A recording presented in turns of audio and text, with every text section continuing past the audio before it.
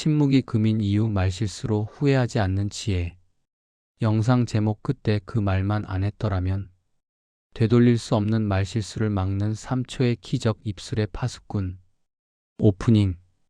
진행자. 안녕하세요, 여러분. 오늘도 아차, 내가 그 말을 왜 했지? 하며 이불을 걷어차고 후회하셨나요? 아니면 누군가가 무심코 던진 말 한마디 때문에 가슴에 비수가 꽂혀 잠 못 이루고 계신가요? 우리는 하루에도 수만 마디의 말을 쏟아내며 살아갑니다. 말은 사람을 살리기도 하고 관계를 맺어주기도 하는 아름다운 도구입니다. 하지만 동시에 가장 날카로운 흉기가 되기도 하고 공든 탑을 한순간에 무너뜨리는 불씨가 되기도 합니다.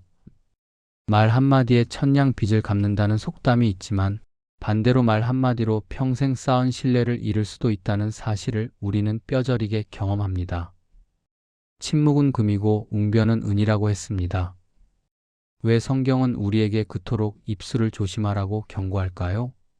말을 잘하는 것보다 말을 안 하는 것이 더 큰 능력일 때가 많기 때문입니다. 오늘 제123과 침묵이 금인 이유, 말실수로 후회하지 않는 지혜를 통해 통제되지 않는 혀를 다스리고 침묵 속에 담긴 놀라운 평안과 지혜를 배우는 시간이 되시길 바랍니다. 오늘 이 30분이 여러분의 입술에 거룩한 파수꾼을 세우는 기적의 시간이 될 것입니다. 지혜로운 입술을 위해 구독과 좋아요, 알림 설정 부탁드립니다. 침묵은 승리입니다. 1. 성구 선택 및 의미 말이 많으면 허물을 면기 어렵다. 진행자. 후회 없는 인생을 위해 하나님이 주시는 입술의 지침서는 잠언 10장 19절입니다. 말이 많으면 허물을 면기 어려우나 그 입술을 제어하는 자는 지혜가 있느니라. 여러분, 이 말씀은 확률의 법칙을 이야기합니다. 말을 많이 하면 할수록 그 안에 실수, 과장, 거짓, 남을 깎아내리는 말이 섞여 들어갈 확률이 높아집니다. 허물신을 면기 어렵다. 죄를 피할 수 없다는 뜻입니다. 반대로 입술을 제어하는 자올즈 히즈텅는 지혜롭다고 했습니다. 여기서 제어한다는 말은 말을 아예 안 한다는 뜻이 아닙니다. 해야 할 말과 하지 말아야 할 말을 구분하고 타이밍을 조절할 줄 아는 능력입니다. 야고보서 3장 2절에는 만일 말에 실수가 없는 자라면 곧 온전한 사람이라고 했습니다. 말을 다스리는 것이 곧 인격을 완성하는 길이라는 뜻입니다. 말을 잘하는 사람은 똑똑해 보이지만 말을 아끼는 사람은 존경받습니다. 2. 공감하기 말 때문에 무너지는 우리의 일상. 진행자. 그렇다면 구체적으로 우리는 어떤 말실수로 인생을 낭비하고 있을까요? 첫째, 감정의 배설입니다. 화가 났을 때 필터 없이 내뱉는 말들. 너 때문에 미치겠어. 꼴도 보기 싫어. 속은 시원할지 몰라도 상대방의 가슴에는 평생 지울 수 없는 멍이 듭니다. 한 번 뱉은 말은 주워 담을 수 없습니다. 둘째, 가벼운 입놀림 가섭입니다. 이거 비밀인데? 하면서 남의 이야기를 옮깁니다. 재미로 시작했지만 결국 그 말이 돌고 돌아 나에게 화살이 되어 꽂힙니다. 신뢰를 잃고 고립되는 지름길입니다. 셋째, 경청 없는 끼어들기입니다. 상대방 말을 끝까지 듣지 않고 아니, 내 말 좀 들어봐 하며 자른다거나 섣부른 조언을 합니다. 이것은 대화가 아니라 독백입니다. 상대방은 무시당했다고 느끼고 마음 문을 닫습니다.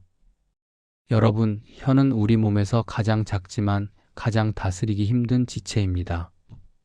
야고보서는 혀를 쉬지 않는 악이요 죽이는 독이 가득한 거삭 38이라고 했습니다. 3. 사례 연구 다윗의 침묵과 예수님의 침묵. 진행자. 성경의 위인들은 결정적인 순간에 침묵함으로 승리했습니다. 사례 1 다윗의 침묵 사무엘하 16장.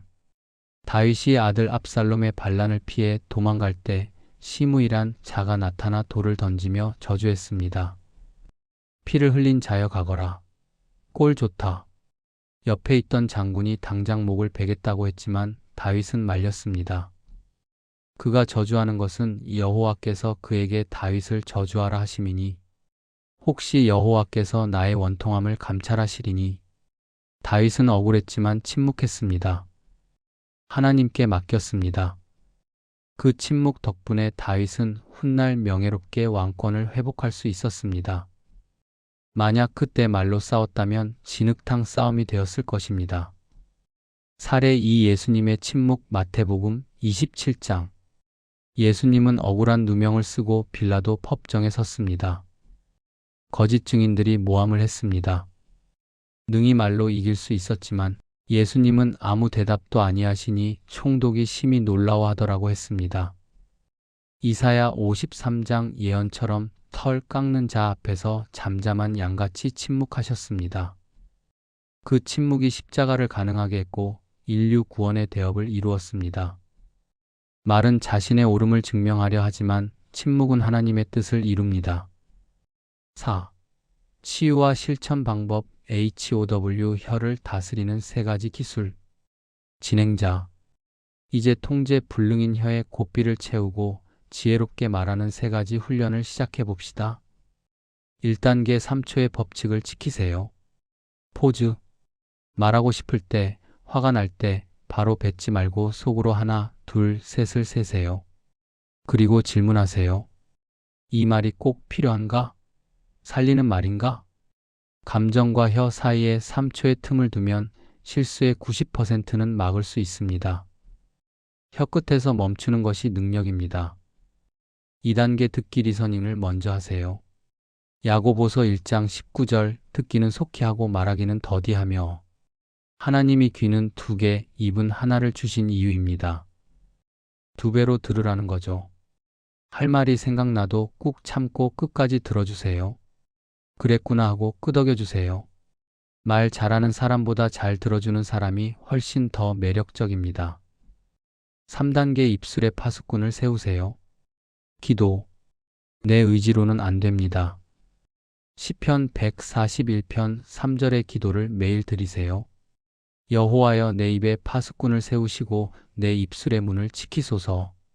성령님이 내 입술의 보초가 되어 나쁜 말은 막아주시고 선한 말만 나가게 해달라고 의탁하는 것입니다. 5. 왜 WHY? 말은 씨앗이기 때문입니다. 진행자. 왜 우리는 입술을 제어해야 할까요? 우리의 말이 곧 우리의 미래를 만드는 씨앗이기 때문입니다. 잠언 18장 20절에 사람은 입에서 나오는 열매로 말미암아 배부르게 되나니라고 했습니다. 내가 심은 말은 사라지지 않습니다. 자라나서 열매를 맺고 내가 그것을 먹게 됩니다. 불평을 심으면 불행을 먹고 감사를 심으면 행복을 먹습니다. 비난을 심으면 적을 얻고 칭찬을 심으면 사람을 얻습니다. 침묵은 씨앗을 고르는 시간입니다. 아무거나 뿌리지 않고 가장 좋은 것만 말하기 위해 잠시 멈추는 지혜입니다. 마무리 및 기도. 진행자. 사랑하는 여러분, 말을 많이 해서 후회한 적은 많아도 침묵해서 후회한 적은 거의 없습니다. 침묵은 빈 공간이 아닙니다. 하나님이 일하시는 공간입니다. 오늘 억울해도 한 번만 침묵해 보세요. 화가 나도 한 번만 참아 보세요. 그 침묵이 여러분을 가장 품격 있는 사람으로 만들어줄 것입니다. 함께 기도하겠습니다. 말씀이신 하나님 아버지, 제어되지 않는 혀로 수많은 실수를 저지르고 사랑하는 사람들에게 상처를 주었던 저의 죄를 회개합니다. 다윗처럼 내 입에 파수꾼을 세워주시고 야고보의 지혜처럼 듣기는 속히 하고 말하기는 더디하는 자가 되게 하옵소서.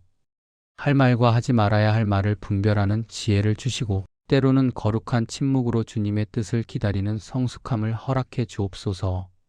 나의 입술의 모든 말이 주님께 연락되기를 원하오며 예수님의 이름으로 기도드립니다. 아멘. 진행자. 당신의 침묵은 금보다 귀합니다. 오늘도 입술을 지켜 평안을 누리시길 바랍니다. 다음 시간에 더 지혜로운 이야기로 만나요. 감사합니다.